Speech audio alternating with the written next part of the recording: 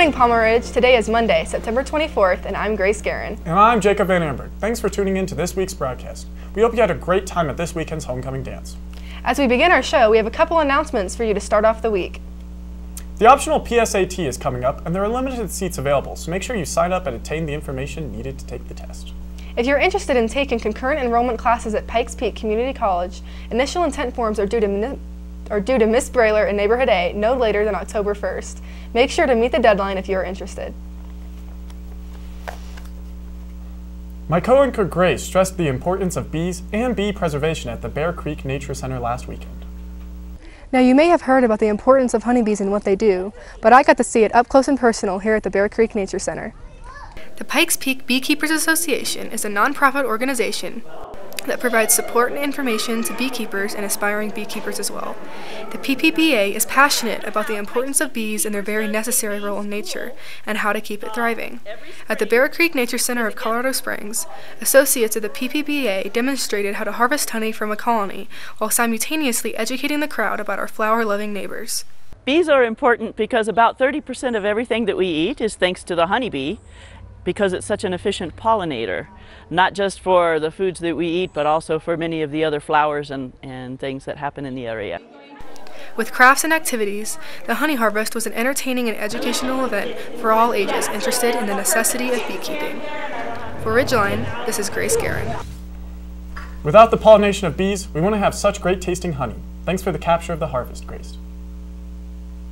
Jacob here films the senior sunrise to capture the bonding of this year's senior class. Good morning, Bears. A couple of weeks ago, our very own seniors gathered on this field to watch the senior sunrise. The seniors arrived to the field after picking up their shirts with the moon still high in the sky. Everyone having a fun time with drinks such as juice, water, and Capri Suns, and great food from donuts to fresh fruit. The seniors slowly arrived to the field bringing blankets and dressed in pajamas, waiting for the sunrise. Oh, it's a tradition we started years ago. Just it marks the seniors that they're, as the sun rises, they're rising to the school's leaders. As the sun rose, music was playing, friends laughing, and overall everyone was having a good time. For Ridgeline, this is Jacob Van Amberg.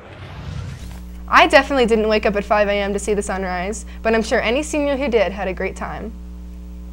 Nathaniel showcased the 2018 through 2019 varsity soccer team and their preparation for this season. After a PPAC championship in 2012, our boys soccer team is striving to make another appearance this season and bring home the title.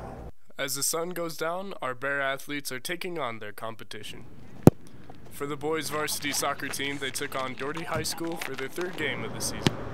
Although you may think it's still early in the year, the soccer team has been practicing their plays and building their brotherhood on the turf since August 16th. I think that this season, I think we have a lot of potential. It's just going to be a matter of kind of meshing as a team because we have a lot of new players.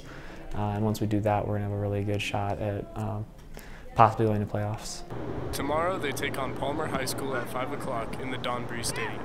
So be sure to come out and show your support for your fellow Bears. For Ridgeline, this is Nathaniel Labosco. We wish the Palmer Ridge soccer team good luck this season. Can't wait to kick off a great year. If you're a fan of video games and innovation, you'll like Paul's look at Ready Player One, an interesting new store in Colorado Springs. Video games are the cornerstone of pop culture, evolving from simple Pac-Man into what is now virtual reality. Transforming from clunky controllers with 8-bit graphics to comfortable controllers with ultra-high definition, Ready Player One in Colorado Springs shows that there is still even more room for innovation. Well, I think that ever since gaming was introduced back in the 70s, even the 60s, it's just had a continuous evolution. Full body tracking with realistic trackpads, video games are showing the public that the future is here and growing more efficient every day. For Ridgeline, this is Paul Kubicek. Virtual reality is an interesting topic we'd all love to know more about. Thanks for plugging in, Paul. Our new addition to Ridgeline, Mikey Basterfield, covered the What If Festival and what it could be about. Hi, I'm Mikey Beisterfeld with PRTV. On September 8th, there was a What If Festival in Colorado Springs.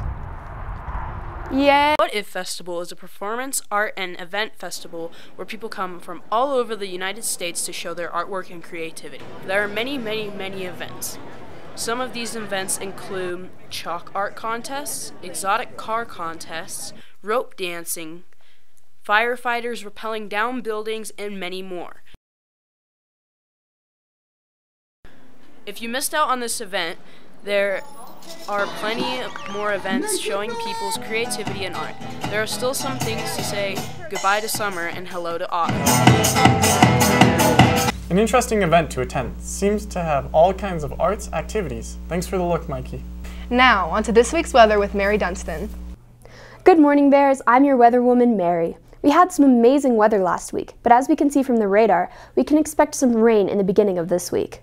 Currently, there's both high and low pressure over Colorado, but later in the week, the high pressure should be right over us, so we can expect some warmer weather. Let's go to the 5-day. This week, we'll start with some rain and temperatures around the 60s. The nights are starting to cool down, so make sure you stay warm. Wednesday, Thursday, and Friday will be sunny, with temperatures in the high 60s. Well, Bears, that's all I have for you. Remember, to make it back to the sunshine of summer, you must first weather through this week. Hopefully, Colorado starts to get some fall weather this month. Thanks, Mary. Thanks for joining us for this week's Bearific show. I'm Grace Guerin. And I'm Jacob Van Amberg. We'll see you next week.